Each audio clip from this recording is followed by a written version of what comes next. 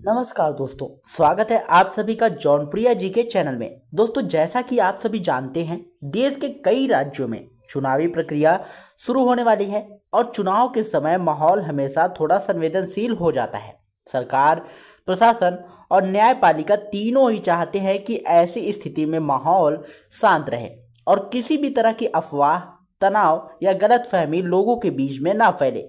इसी बीच एक फिर यूनिफॉर्म सिविल कोड यानी कि यूसीसी को लेकर चर्चा तेज होती दिखाई दे रही है। सुप्रीम कोर्ट ने भी पिछले वर्षों में कई सुनवाइयों के दौरान कहा था कि देश में समान नागरिक संहिता पर बातचीत जरूरी है, लेकिन यह बात समझना भी उतना ही जरूरी है कि अभी तक किसी तरह का न्याय नियम लागू नहीं हुआ है, बल्कि यह पूरा मुद्दा सिर्फ विचार विमर्श और सुझावों के कारण में है। लेकिन जब भी यूसीसी की चर्चा होती है, कई समुदायों में चिंताएं सामने आती हैं, खासकर मुस्लिम समाज में, क्योंकि उन्हें लगता है कि उनकी धार्मिक परंपराओं और व्यक्तिगत कानूनों में दखल पड़ रही है। चुनाव पास आते ही कई क्षेत्र, चाहे वह बंगाल के हों या फिर केरल के, सुरक्षा एजेंसियों के फोकस में आ जाते हैं, क्योंकि इन राज्यों में राजनीतिक गतिविधियां बड़ी तेजी से बढ़ती हैं और गलत सूचना का फैलना कभी कभी अनचाहा तनाव पैदा कर देता है। इसी वजह से इस बार सरकार शुरुआत से ही सतर्क दिखाई दे रही है, ताकि किसी भी अफवाह या भड़काऊ कंटेंट के कारण समुदायों के बीच टकराव ना हो। सोशल मीडिया पर भी इस विषय को लेकर कई वीडियो फैलाए जा रहे हैं, जिनमें लोगों को डराया जा रहा है कि अभी अभी नया कानून लागू कर दिया गया है, जबकि हकीकत यह है कि पूरी प्रक्रिया अभी सिर्फ चर्चाओं और सुझावों के दौर में चल रही है। अब बात करते हैं, आखिर यह यूसीसी होता क्या है क्या, और किस चीज को लेकर लोगों के मन में सवाल उठते हैं। यूनिफॉर्म सिविल कोड का मतलब है देश के सभी नागरिकों के लिए शादी, तलाक, संपत्ति और गोद लेने जैसी चीजों पर एक समान कानून होना। अभी अलग अलग धर्मों के लिए अलग अलग पर्सनल लॉ मौजूद हैं, जैसे हिंदू सिविल लॉ और मुस्लिम पर्सनल लॉ, जिसमें 1937 का शरिया एक्ट भी शामिल है। कुछ लोग मानते हैं कि एक देश में एक समान कानून होना चाहिए, तो वही कुछ लोग कहते हैं कि धार्मिक स्वतंत्रता संविधान में दी गई है और धर्म के निजी मामले में बदलाव तभी होना चाहिए जब समुदाय खुद उसे स्वीकार करे। यही कारण है कि ये पूरा मुद्दा वर्षों से चर्चा में रहता है।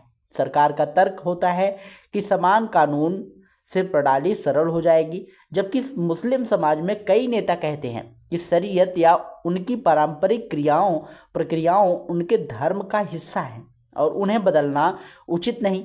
दूसरी ओर कुछ लोग मुस्लिम समाज के भीतर से भी सुधार की बात उठाते हैं, लेकिन फिर भी इस विषय पर आम सहमति बनना अभी काफी कठिन दिखाई देता है। यही वजह है कि चुनावी समय में सरकार और प्रशासन कोशिश करते हैं कि इस मुद्दे को लेकर किसी भी तरह की गलत खबर ना फैले, क्योंकि कई बार ऐसी बातें बिना वजह तनाव पैदा कर देती हैं।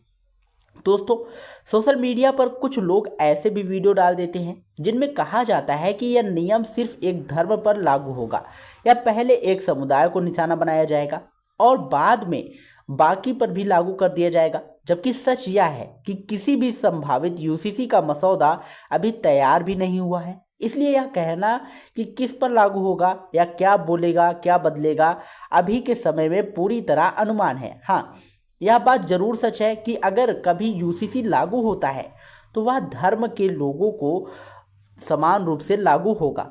इसलिए यह किसी एक समुदाय के लिए नहीं बल्कि पूरे देश के लिए कानून होगा। लेकिन फिलहाल यह सिर्फ बहस का विषय है, कानून का रूप नहीं। इस तरह की चर्चाओं के बीच कई लोग भ्रमित भी हो जाते हैं और उन्हें लगता है कि उनकी धार्मिक पहचान खतरे में है, जबकि अभी इस स्तर का कोई निर्णय नहीं हुआ है। इसलिए जरूरी है कि लोग किसी भी जानकारी को सुनने से पहले उसकी सत्यता की जांच करें और अफवाहों से बचे।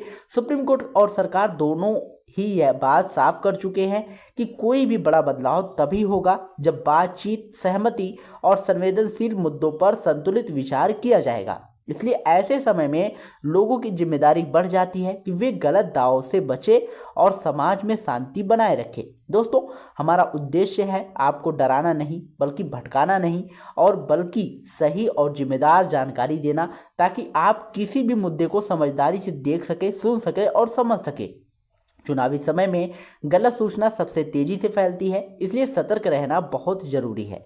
अगर आपको यह जानकारी उपयोगी लगी हो तो वीडियो को लाइक करिएगा, जौनप्रिया जी के चैनल को सब्सक्राइब करिएगा, ताकि हम आगे भी आपको ऐसी महत्वपूर्ण और साफ सुथरी जानकारी हमेशा देते रहें। और दोस्तों, अगर आपका इससे रिलेटेड कोई भी क्वेश्चन है तो कमेंट बॉक्स में जरूर पूछिएगा, हमारी टीम आपकी पूरी सहायता करेगी। मिलते हैं नए वीडियो में नई अपडेट के साथ, तब तक के लिए जय हिंद, जय भारत।